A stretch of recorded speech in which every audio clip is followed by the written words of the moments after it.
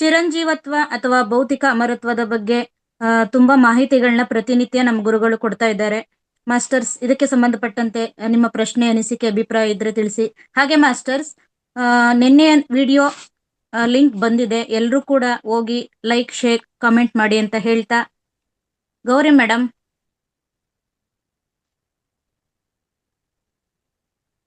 Yes madam, unmute ಮಾಡ್ಕೊಳ್ಳಿ.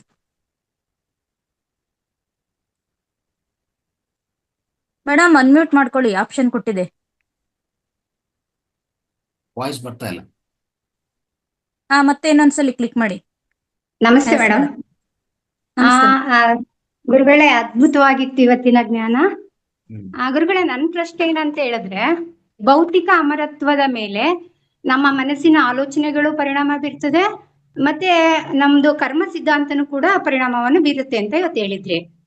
ಯಾವುದು ಯಾವ ಪ್ರಮಾಣದಲ್ಲಿ ಪ್ರಭಾವನ ಬೀರುತ್ತೆ ಅನ್ನೋದು ನಂಗೆ ಬೇಕಿತ್ತು. ಅದೇ ಅಮರತ್ವ ನೀವು ಅಮರತ್ವ ಹೊಂದಬೇಕಾದ್ರೂ ಒಂದಕ್ಕೆ ಆ ಪ್ರಯತ್ನದಲ್ಲಿ ಇದ್ರೂ ಕರ್ಮ ಸಿದ್ಧಾಂತ ವರ್ತಿಸ್ತದೆ, ಕರ್ಮ ಸಿದ್ಧಾಂತ ಅನ್ವಯಿಸ್ತದೆ ಅಂತ ನಾನು ಹೇಳ್ತಾ ಇದ್ದೀನಿ. ಯಾಕಂದ್ರೆ ನಾವು ಏನೇ ಕರ್ಮ ಬೇಕಂದ್ರೂ ಮಾಡಕ್ ಸಾಧ್ಯವಿಲ್ಲ. ನಾವು ಈ ಭೂಮಿ ಮೇಲೆ ಅಂದ್ರೆ ಚಿರಂಜೀವತ್ವಾಗಿರ್ತೀವಿ ಅಂತ ಹೇಳ್ಬಿಟ್ಟು ಯಾವ ಕರ್ಮ ಬೇಕಂದ್ರೆ ಆ ಕರ್ಮ ಮಾಡಕ್ಕಾಗಲ್ಲ. ಮಾಡಿದ್ರೆ ಆ ಕರ್ಮದ ಫಲ ನಾವು ಅನುಭವಿಸ್ಬೇಕಾಗತ್ತೆ. ಅದೇ ಕರ್ಮ ಸಿದ್ಧಾಂತ ಅನ್ವಯಿಸ್ತದೆ ಅಂತ ಇಲ್ಲಿ ಅರ್ಥ ಮಾಡ್ಕೊಂಡ್ರೆ ಸಾಕು. ಅದೇ ಸಾಮಾನ್ಯ ನಾನ್ ಕೇಳಿದ್ದೇನಂದ್ರೆ, ಯಾವ ಪ್ರಮಾಣದಲ್ಲಿ, ಈಗ ನಮ್ಮ ಮನಸ್ಸಿನ ಆಲೋಚನೆಯನ್ನು ಅಧಿಕ ಪ್ರಮಾಣದಲ್ಲಿ ಪ್ರಭಾವ ಬೀರುತ್ತಾ ಅಥವಾ ಕರ್ಮ ಸಿದ್ಧಾಂತವೇ ಪ್ರಧಾನವಾಗಿರುತ್ತಾ, ಯಾವುದು ಪ್ರಧಾನವಾಗಿರುತ್ತೆ ಅಂತ ನಾನು ಎರಡೂ ಇರುತ್ತೆ. ನಿಮ್ಮ ಕರ್ಮ ನೀವೇನ್ ಮಾಡ್ತಿರೋ ಕರ್ಮದ ತೀವ್ರತೆ ಏನಿದೆಯೋ ಆ ಕರ್ಮ ತೀವ್ರತೆ ಪ್ರಕಾರ ಆ ಫಲ ಸಿಗ್ತಾ ಇರ್ತದೆ. ಒಂದು, ಈ ಮನಸ್ಸಿನ ಆಲೋಚನೆಗಳು ಅಮರತ್ವದ ಬಗ್ಗೆ ನಿಮ್ಗೆ ಹೆಚ್ಚಾಗಿದ್ರೆ ಖಂಡಿತ ಅಮರತ್ವ ಕಡೆ ನಿಮ್ಮ ಸಾಧನೆ, ನಿಮ್ಮ ಆ ಪ್ರಯಾಣ ತುಂಬಾ ಬಲವಂತವಾಗಿರುತ್ತೆ, ತುಂಬ ಫಲವಂತವಾಗಿನೂ ಇರುತ್ತದೆ. ಅದನ್ನ ಅರ್ಥ ಮಾಡ್ಕೋಬೇಕು ನಾವು. ಯಾವ್ದು ಏನು ತೀವ್ರದಲ್ಲಿ ನೀವು ಇದ್ರಿ ಅಂದ್ರೆ ಕರ್ಮಗಳ ತೀವ್ರತೆ ಅನ್ನೋದು ನಾವು ಮಾಡಿರುವಂತ ಕರ್ಮ ಪರಿಣಾಮ, ಯಾವ ಪರಿಣಾಮದಲ್ಲಿ ನಾವು ಆ ಕರ್ಮ ಮಾಡಿದ್ವು ಅಂತ ತೀವ್ರತೆ ಖಂಡಿತ ನಮ್ಗೆ ಲಭ್ಯವಾಗ್ತಾ ಇರ್ತದೆ ನಿತ್ಯವಾಗಿ. ಓಕೆ ಗುರುಗಳೇ, ಯಾವುದು ನಮ್ಮ ಬದುಕಿನಲ್ಲಿ ತೀವ್ರವಾಗಿ ಇರುತ್ತಾ ಅದ್ರ ಮೂಲಕ ನಡ್ಕೊಂಡು ಹೋಗುತ್ತೆ ಅನ್ನೋದು ಅರ್ಥ ಮಾಡ್ಕೋಬೇಕಲ್ವಾ ಗುರುಗಳೇ? ಹೌದು, ತೀವ್ರತೆ ನೀವು ಎಷ್ಟು ತೀವ್ರದಲ್ಲಿ ಮಾಡ್ತೀರಿ, ಎಷ್ಟು ಪರಿಣಾಮದಲ್ಲಿ ಮಾಡ್ತೀರೋ ಅದು ನಿಮ್ಗೆ ಖಂಡಿತ ಲಭ್ಯವಾಗ್ತಾ ಇರ್ತದೆ. ಈಗ ಕರ್ಮ ಸಿದ್ಧಾಂತನೇ ತೀವ್ರವಾಗಿ ಇದ್ರೆ ನಮ್ಮಲ್ಲಿ ಅದು ಪ್ರಭಾವ ಬೀರ್ತಿರುತ್ತೆ. ಅದು ಕಡಿಮೆ ಆಗಿ ನನ್ನ ಆಲೋಚನೆ ಅಧಿಕವಾಗಿ ಪ್ರಭಾವ ಬೀರ್ತಿದ್ರೆ ಅದ್ರ ಮೇಲೆ ನಡ್ಕೊಂಡು ಹೋಗುತ್ತೆ ಇಮಾರ್ಟಿಲಿಟಿ ಅನ್ನೋದನ್ನ ನೀವ್ ಹೇಳ್ತೀವಿ. ಖಂಡಿತ. ಧನ್ಯವಾದಗಳು ಗುರುಗಳೇ. ಓಕೆ ಮಾಸ್ಟರ್ಸ್, ಇದೇ ರೀತಿ ನಿಮ್ಮ ಪ್ರಶ್ನೆ, ಅನಿಸಿಕೆಗಳಿದ್ದಲ್ಲಿ ನೀವು ಹ್ಯಾಂಡ್ ರೈಸ್ ಮಾಡಿ ಕೇಳ್ಬೋದು. ಇನ್ನೇನು ಕಾರ್ಯಕ್ರಮ ಸಂಪನ್ನ ಮಾಡೋಣ, ಬೇಗ ಹ್ಯಾಂಡ್ ರೈಸ್ ಮಾಡಿ ಮಾಸ್ಟರ್ಸ್. ವೆಂಕಟರಾಮ್ ಸರ್ ಮಾತಾಡ್ತೀರಾ? ರಾಜು ಸರ್? ಇಲ್ಲ ಮೇಡಮ್, ಎಲ್ಲ ತಿಳಿಸಿದ್ದಾರೆ. ಅದನ್ನ ನಾವು ಫಾಲೋ ಮಾಡಿದ್ರೆ ಸಾಕು. ತುಂಬಾ ಅದ್ಭುತವಾದ ವಿಷಯ. ಇದನ್ನ ನಾವು ಫಾಲೋ ಮಾಡ್ಬೇಕು. ಆದಷ್ಟು ಅದನ್ನ ಆಚರಣೆ ಮಾಡಿದ್ರೆ ನಾವು ನಿಜವಾಗ್ಲೂ ಪುಣ್ಯವಂತರಾಗ್ತೀರಿ. ಭಾರಿ ವಿಷಯ ತಿಳ್ಕೊಂತ ಇದ್ದೀರಿ. ಈ ವೇದಿಕೆಗೆ ಮತ್ತೆ ಗುರುಗಳಿಗೆ ಸಾಷ್ಟಾಂಗ ನಮಸ್ಕಾರ. Thank you sir. ನಿಮ್ಮಲ್ಲೂ ಕೂಡ ಅಗಾಧವಾದ ಬದಲಾವಣೆಯನ್ನು ನೋಡ್ತಾ ಇದ್ದೇವೆ. ಈ ಹಿಂದೆ ನೀವು ತೆರೆ ಹಿಂದೆಲೇ ಇದ್ರಿ. ಮೊದಲನೇದಾಗಿ ಸರ್ ಯೋಗ ಈ ತರದ್ದೆಲ್ಲ ಹೇಳ್ಕೊಡಿ, ನಿರೂಪಣೆ ಮಾಡಿ ಅಂತ ಹೇಳಿದಾಗ ನೀವು ಬೇಗನೆ ಬಂದು ಅದಕ್ಕೆ ತೊಡಗಿಸ್ಕೊಂಡಿದ್ದೀರಾ. ನಿಮ್ಗೆ ಈ ಮೂಲಕ ಧನ್ಯವಾದಗಳು sir. Thank you madam. Thank you sir. Raju sir? ಗುರುಜಿಯವರ ಒಬ್ಬ ವ್ಯಕ್ತಿಯಲ್ಲಿ ಬಹಳಷ್ಟು ಅನಾರೋಗ್ಯದ ಪರಿಸ್ಥಿತಿ ಇದ್ರೆ ಅವರು ಭೌತಿಕ ಅಮರತ್ವ ಕಡೆ ಸಾಗ್ಬೋದು. ಅದು ನೀವು ನಿರ್ಣಯ ಮಾಡಿಕೊಂಡಿದ ಮೇಲೆ ಅಂದ್ರೆ ನಿಮ್ಮ ತಲಂಪುಗಳು, ನಿಮ್ಮ ಚಿಂತೆಗಳು, ನಿಮ್ಮ ಯೋಚನೆಗಳು, ನಿಮ್ಮ ಆಲೋಚನೆಗಳು ಆ ತೀವ್ರ ರೂಪದಲ್ಲಿ ಇರ್ಬೇಕಾಗತ್ತೆ. ಅಷ್ಟೇ ತೀವ್ರತೆ, ಅದಕ್ಕೆ ಬೇಕಾಗಿರುವಂತ ಶಕ್ತಿ ನೀವು ಕೊಡ್ತಾ ಹೋದ್ರೆ, ಸೊ ನಿತ್ಯವಾಗಿ ಕೊಡ್ತಾ ಹೋದ್ರೆ ಏನಾಗುತ್ತೆ, ಫಸ್ಟ್ ಅನಾರೋಗ್ಯ ಹೋಗಿ ಆರೋಗ್ಯ ಬರುತ್ತೆ. ಮತ್ತೆ ಆರೋಗ್ಯದಿಂದ ಆ ಚಿರಂಜೀವಿತ್ವ ಕಡೆ ಪ್ರಯಾಣ ಆಗತ್ತೆ. ಆದ್ರೆ ನಿಮ್ಮ ಯೋಚನೆಗಳಲ್ಲಿ ಬದಲಾವಣೆ ಅನ್ನೋದು ಅದು ನಿಮ್ ಕೈಯಲ್ಲಿ ಇರ್ತದೆ. ಯಾರು ಬೇಕೋ ಮಾಡ್ಕೋಬಹುದು, ಸಾಧ್ಯವಾಗುತ್ತೆ. Okay, thank you sir. Thank you. Yes Guruji, ಕೊನೆಯದಾಗಿ ನನ್ನ ಅಭಿಪ್ರಾಯ ಹೇಳಿ ಕಾರ್ಯಕ್ರಮ ಸಂಪನ್ನ ಮಾಡೋಣ. ಗುರುಜಿ, ನಾವು ಮನುಷ್ಯರಾಗಿ ಹುಟ್ಟಿರ್ತೀವಿ. 4 ರೀತಿಯದ್ದ ಒಂದು ಏನಂತಾರೆ ಲಕ್ಷಣಗಳು ಅಂದ್ರೆ ದೈವತ್ವ, ಮನುಷ್ಯತ್ವ, ಮೃಗತ್ವ ಮತ್ತೆ ಪಶುತ್ವ, ಈ 4 ರೀತಿಯದ್ದಾಗಿರುತ್ತದೆ.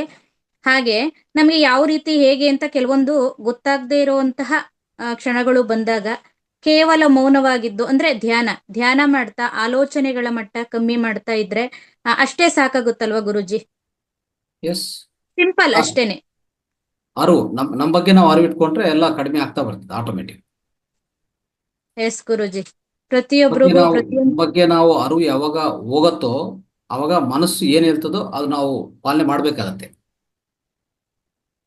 ಮನಸ್ಸಲ್ಲಿ ಗುರುಜಿ. ಏನೇ ಯೋಚನೆಗಳು ಬಂದ್ರು ಮನಸ್ಸಲ್ಲಿ ಬರುವಂತ ಯೋಚನೆಗಳು ಕರ್ಮಾನುಸಾರ ಬರುತ್ತೆ. ಅಲ್ಲಿ ನಾವು ಏನ್ ಕೆಲಸ ಮಾಡ್ತಾ ಅದ್ರ ಬಗ್ಗೆ ಬರ್ತಾ ಇರ್ತವೆ. ಯೋಚನೆಗಳು ವಿಧ ವಿಧ ರೀತಿಯಲ್ಲಿ ಹೋಗ್ತಾ ಇರ್ತದೆ. ಆದ್ರೆ ಅದು ಏನ್ ಹೇಳತ್ತೋ ಆ ಯೋಚನೆ ಏನ್ ಬರುತ್ತೋ ಅದನ್ನ ಪಾಲನೆ ಮಾಡ್ತಾ ಇದ್ವಿ ಅಂದ್ರೆ ಅವಾಗ ಏನಂದ್ರೆ ನಮ್ಮಲ್ಲಿ ಅರಿವು ಕಡಿಮೆ ಇದೆ ಅಂತ, ಅಂದ್ರೆ ಅವೇರ್ನೆಸ್. ಅರಿವು ಕಡಿಮೆ ಇರುವಾಗ ಏನಾಗುತ್ತೆ, ಅದು ಆ ಯೋಚನೆ ಏನ್ ಬಂದ್ರೆ ಸಾಕು, ಏನು ಮನಸ್ಸು ಹೇಳ್ತದೋ ದೇಹ ಮಾಡ್ತಾನೆ ಹೋಗ್ತದೆ. ಎಸ್ ಗುರುಜಿ, ಏನೇ ಕಷ್ಟಗಳು ಏನೇ ಬಂದ್ರೂ ಪಾಸ್ ಅಂಡ್ ಪ್ಲೇ, ಅಂದ್ರೆ ಬರ್ತಾ ಇರುತ್ತೆ ಹೋಗ್ತಾ ಇರುತ್ತೆ. ನಾವು ಒಂದ್ ಕ್ಷಣ ಸುಮ್ನೆ ಇದ್ದು ಬಿಟ್ರೆ ಅದು ತಂತಾನೇ ಸರಿ ಹೋಗುತ್ತೆ ಅನ್ನೋದು ಕೂಡ ಇಲ್ಲಿ ನಾವು ತಿಳಿಬಹುದು. Thank you Guruji. Purnima madam. Yes madam. ನಮಸ್ತೆ ಗುರೂಜಿ, ನಮಸ್ತೆ ಅಶ್ವಿನಿ ಮೇಡಮ್, ಎಲ್ಲಾ ಮಾಸ್ಟರ್ಸ್ಗೂ ನಮಸ್ತೆ. ಎಷ್ಟೋ ಪ್ರಶ್ನೆಗಳು ಬಂತು, ಹಾಗೆ ಹೋಗ್ತಾ ಹೋಯ್ತು. ಪಾಸ್ ಮಾಡ್ಬೇಕು, ಮತ್ತೆ ನಾವ್ ಅದನ್ನ ಧ್ಯಾನದಿಂದ ಅದನ್ನ ಕಳ್ಕೋಬೇಕು. ಪ್ಲೇನು ಬಹುಶಃ ಅದಷ್ಟು ಕದೆ ಆಗತ್ತೆ ಅನ್ಸುತ್ತೆ. ಸುಮ್ನೆ ಅದ ಲೆಟ್ ಇಟ್ ಗೋ ಅಂತ ಬಿಡ್ಬೇಕು ಅಷ್ಟೇ. ಧ್ಯಾನದಲ್ಲೇ ಸಾಕಷ್ಟು ಸೊಲ್ಯೂಷನ್ಸ್ ಅನ್ನ ಕಂಡ್ಕೋಬಹುದು. ಇತ್ತೀಚೆಗೆ ಒಂದಷ್ಟು ಇನ್ಸಿಡೆಂಟ್ಸ್ ಆಯ್ತು, ಧ್ಯಾನದಲ್ಲೇ ಸಾಲ್ವ್ ಆಯ್ತು. ಹೆಲ್ತ್ ಇಶ್ಯೂಸ್ ಆಗ್ಬೋದು, ಫ್ಯಾಮಿಲಿ ಇಶ್ಯೂಸ್ ಆಗ್ಬೋದು. ಧ್ಯಾನದಲ್ಲೇ ಅದಕ್ಕೆ ಈ ತರಾನೇ ಹೋದ್ರೆ ಹೀಗೆ ಆಗತ್ತೆ ಅನ್ನೋದು ಸೊಲ್ಯೂಷನ್ ಬಂತು. ಇವತ್ತು ಗುರುಗಳು ಹೇಳಿದ್ದು ಹಾಗೆ ವಿಜಯಲಕ್ಷ್ಮಿ ಮೇಡಮ್ ಹೇಳಿದ್ದು ಎರಡು ಒಂದಕ್ಕೊಂದು ಅವಿನಾಭಾವ ಸಂಬಂಧ ಇರುವಂತದ್ದು. ಆತ್ಮಶಕ್ತಿ ವೃದ್ಧಿ ಬಗ್ಗೆ ಮತ್ತೆ ಕಂಡ್ಕೊಳ್ಳೋದ್ರ ಬಗ್ಗೆ ಅವ್ರು ಹೇಳಿದ್ರು. ಅಮರತ್ವವನ್ನ ಹೇಗ್ ಸಾಧಿಸೋದು ಅನ್ನೋದ್ರ ಬಗ್ಗೆ ಗುರುಗಳು ಹೇಳಿದ್ರು. ನಾನು ನನ್ನ ಅಲ್ಪ ಬುದ್ಧಿಗೆ ತಿಳಿದಂತೆ ಈ ಬಾಯಲ್ಲಿ ಸಂಭವಿಸು ಇದೆಲ್ಲ ಹೇಳ್ತಿದ್ವಲ್ಲ ಮೇಡಮ್, ಬಾಯಲ್ಲಿ ಸಂಭವಿಸು ಇಂದೆನ್ನ ಹೃದಯದಲ್ಲಿ ನಿತ್ಯವೂ ಅವತರಿಪ ಸತ್ಯಾವತಾರ ಅಂತೆಲ್ಲ. ಈ ಸತ್ಯಾವತಾರ ಅನ್ನೋದೆಲ್ಲ ಚೈತನ್ಯವೇ. ಎಲ್ಲ ಪ್ರಾಣ ಅಂದ್ರೆ ಇರ್ಬೋದೇನೋ, ಕುವೆಂಪುರವ್ರಿಗೂ ಅನ್ಸಿತ್ತೇನೋ ಅದು ಅಂತ. ಎಲ್ಲರಲ್ಲೂ ಚೈತನ್ಯ ಇರತ್ತೆ, ಪ್ರಾಣ ಇರತ್ತೆ.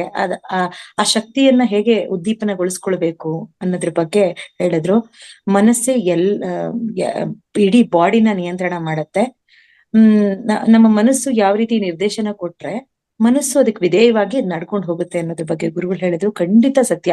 ಅದ್ ಎಷ್ಟು ಪರ್ಸೆಂಟೇಜು ಅದೆಲ್ಲ ನಮ್ಮ ಮೇಲ್ನ ಒಂದು ಮಾಪನ ಪರಿಮಿತಿಗೆ ಒಳಪಟ್ಟಿದ್ದು ಅಷ್ಟೇನೆ. ಒಳಗಡೆ ಇಳಿದಾಗ ಅದೆಷ್ಟು ಬೇಕೋ ಅಷ್ಟು ಅಬ್ಸರ್ವ್ ಮಾಡ್ಕೊಳ್ಳುತ್ತೆ. ಕರ್ಮ ಸಿದ್ಧಾಂತ ಆಗ್ಬೋದು, ಹಾಗೆ ನಮ್ಮ ಆತ್ಮ ಚೈತನ್ಯದ ಶಕ್ತಿ ಆಗ್ಬೋದು, ಅದು ಹೌದು ತಗೊಂಡು ಹೋಗುತ್ತೆ ಅಂತ ಹೇಳ್ತಾ ತುಂಬಾ ಸುಮಾರು ವಿಚಾರಗಳು, ಹೊಸ ವಿಚಾರಗಳು ಇವತ್ತು ತಿಳ್ಕೊಂಡ್ವಿ ಮೇಡಮ್ ಇಂದ, ಹಾಗೆ ಗುರುಗಳಿಂದ. ಥ್ಯಾಂಕ್ ಯು ಸೋ ಮಚ್ ಗುರುಗಳೇ. ಧನ್ಯವಾದ ಹೇಳಲೇಬೇಕು ಅಂತ ಅರ್ಜೆಂಟ್ ಅಲ್ಲಿ ಎಲ್ಲ ಕೆಲಸ ಮುಗಿಸಿ ನಾನು ಬಂದೆ ಆನ್ಲೈನಿಗೆ. ಥ್ಯಾಂಕ್ ಯು ಸೋ ಮಚ್ ಗುರುಗಳೇ. Thank you ma'am. ಇದೇ ಮಾಸ್ಟರ್ ಅಂತ ಹೇಳೋದು ಮೇಡಮ್. ಈಗ ನನಗೆ ಅನಿಸಿಕೆ ಇವಾಗ ಬಂದಿದ್ದು, ಈಗ AK-47 ಏನಿರುತ್ತೆ ಆ ಸೌಂಡ್ಗಳೆಲ್ಲ ಆದಾಗ ಎಷ್ಟು ಡಿಸ್ಟರ್ಬ್ ಆಗಿರುತ್ತೆ ಮೈಂಡು. ಅದಾದ ನಂತರ ಒಂದು ಪ್ರಶಾಂತವಾದ ವಾತಾವರಣ ನಿರ್ಮಾಣ ಆಗುತ್ತೆ, ಅದು ನೀವೇನೆ. ಈಗ ಇಲ್ಲಿವರೆಗೂ ಅದೆಲ್ಲ ಆದ್ಮೇಲೆ ಕೊನೆಯದಾಗಿ ನಿಮ್ಮ ಒಂದು ಮಾತು ಅಥವಾ ಹಾಡುಗಳನ್ನ ಕೇಳೋದ್ರ ಮೂಲಕ ಕಾರ್ಯಕ್ರಮ ಸಂಪನ್ನ ಮಾಡಿದ್ರೆ ತುಂಬಾ ಚೆನ್ನಾಗಿರುತ್ತೆ madam. Thank you madam. Thank you so much ma'am. ನೆನ್ನೆನೂ ತುಂಬಾ ಮಾತಾಡ್ಬೇಕು ಅಂತಿತ್ತು ಮ್ಯಾಮ್, ಟೈಮೇ ಆಗ್ಲಿಲ್ಲ. ಆದ್ರೆ ಕೇಳಿಸ್ಕೊತಾ ಇದ್ದೆ. ಹೇಳಿದ್ನಲ್ಲ, ಯಜಮಾನ್ರು ಡೆಲ್ಲಿಗೆ ಹೋಗಿದ್ರೆ ಒಬ್ಳೆ ಡೇ ಅಂಡ್ ನೈಟ್ ಡ್ಯೂಟಿ ಅಂತ ದಡ ಅಂತ ಮಾಡ್ತಾ ಇದ್ದೆ. ಹಾಗಾಗಿ ಏನು ಹೇಳಕ್ಕಾಗ್ಲಿಲ್ಲ. ನಾನು ಕೃತಜ್ಞತೆಗಳನ್ನ ಅರ್ಪಿಸಿದ್ದೀನಿ. Thank you so much ma'am ಅವಕಾಶಕ್ಕಾಗಿ. Thank you so much. ಅಂದ್ರೆ ಒಂದ್ಸಲ ಅವಕಾಶ ತಪ್ಪೋಗಿದೆ ಅಂದ್ರೆ ಮತ್ತೊಂದ್ಸಲ ದೊಡ್ಡದಾಗೆ ಇರುತ್ತೆ ಅನ್ನೋದು ಇಲ್ಲಿ ಕಾಣುತ್ತೆ ಮೇಡಮ್. ಹೌದು ಮ್ಯಾಮ್, ಇಲ್ಲಂತೂ ಬಳಸ್ಕೊಂಡಂತೆ ಎಲ್ಲ ಸಿಗುತ್ತೆ ಮ್ಯಾಮ್. ಅಂಥ ವೇದಿಕೆ ಇದು. ನಾವ್ ಹೇಗ್ ಬಳಸ್ಕೋತಿರೋ ಹಾಗೆ ಸಿಗುತ್ತೆ ವೇದಿಕೆ. ಎಲ್ಲಾ ಕಡೆ ಈ ತರ ಸಿಗ್ಲಿಕ್ ಸಾಧ್ಯನೇ ಇಲ್ಲ. ಇನ್ನಷ್ಟು ಬಳಸ್ಕೊಳ್ಬೇಕು ಅಂದ್ರೆ ನಮ್ಮಲ್ಲಿ ಅರ್ಹತೆ ಕೂಡ ಹೆಚ್ಚಾಗ್ತಾ ಹೋಗುತ್ತೆ. ಇಲ್ಲಿ ನಮ್ಮ ಕೆಪಾಸಿಟಿ ಕೂಡ ಇಂಪ್ರೂವ್ ಆಗ್ತಾ ಹೋಗುತ್ತೆ. ಹಾಗಾಗಿ ಇಲ್ಲಿ ಕಿಂಚತ್ತಿಂದ ಸ್ಟಾರ್ಟ್ ಮಾಡಿದ್ರು ಕೂಡ ಬೃಹತ್ತಾಗಿ ಆಗತ್ತೆ ಅನ್ನೋಂತ ಒಂದು ಮನಸ್ಥಿತಿನ ನಾವ್ ಇಟ್ಕೊಳ್ಬೇಕು. ಖಂಡಿತ ಆಗೇ ಆಗತ್ತೆ ಇಲ್ಲಿ. ಅದನ್ನ ನಾನ್ ಕೂಡ ಅದನ್ನ ಬೆಳೆಸ್ಕೊಳ್ಲಿಲ್ಲ. ಎಷ್ಟಾಗುತ್ತೋ ಅಷ್ಟಕ್ಕೆ ನನ್ಗೆ ಎಷ್ಟು ತೃಣಮಾತ್ರದ ಮಾತು ಕತೆ ಹಾಡಿಗೆ ನನ್ಗೆ ಎಷ್ಟೊಂದು ಪ್ರೋತ್ಸಾಹ ಸಿಗ್ತಾ ಇದೆ. ಅದು ಎಷ್ಟು ನನ್ನ ಆತ್ಮಕ್ಕೆ ಚೈತನ್ಯ ತಂದ್ಕೊಡ್ತಾ ಇದೆ ಅದು ನನಗ್ ಗೊತ್ತು. ಆತ್ಮಶಕ್ತಿ ವೃದ್ಧಿ ಆಗ್ತಾ ಇದೆ ನನಗ್ ಗೊತ್ತದು. ಖಂಡಿತ ಹೆಚ್ಚೆಚ್ಚು ಬೆಳೆಸ್ಕೊಂಡ್ರೆ ಹೆಚ್ಚೆಚ್ಚು ಖಂಡಿತ ಅದರಿಂದ ಫಲ ಸಿಕ್ಕೇ ಸಿಗತ್ತೆ. ಈ ಜ್ಞಾನನ ಹಂಚೋ ಕೆಲಸ ಇದೆಯಲ್ಲ, ಇದ್ರಲ್ಲಿ ಅಪಾರವಾದ ಪುಣ್ಯ ಸಂಪಾದನೆ ಇದೆ ಅಂತ ಗುರುಗಳು ಹೇಳ್ತಾ ಇದಾರೆ. ಅದ್ ಖಂಡಿತ ನಿಜ. ಅದ್ ಖಂಡಿತ ನಿಜ. ನಾವ್ ಇಷ್ಟಿಷ್ಟು ಮಾಡ್ತಾ ಹೋದಂತೆಲ್ಲ ಗೊತ್ತಾಗತ್ತೆ ಅದ್ರ ಏನು ರಿಸಲ್ಟ್, ಅಥವಾ ಹೌದು ಬರ್ತಾ ಇದೆಯಾ ಇಲ್ವಾ ಅನ್ನೋದು ಕೂಡ ನಮ್ಗೆ ಬಳಸ್ಕೊಳ್ತಾ ಹೋದಂತೆ ಗೊತ್ತಾಗತ್ತೆ. ಅದು ಆಗ್ಬೇಕು. ನನ್ನ ಕನಸು ಕೂಡ ಇಲ್ಲಿ ಈ ಟೈಮಲ್ಲಿ ಎಷ್ಟಾಗತ್ತೋ ಅಷ್ಟು ನಾನು ಇರ್ತೀನಿ ಮ್ಯಾಮ್, ಅಷ್ಟೇ ಈ ದಾರಿಯಲ್ಲಿ. Okay thank you madam. Ma'am.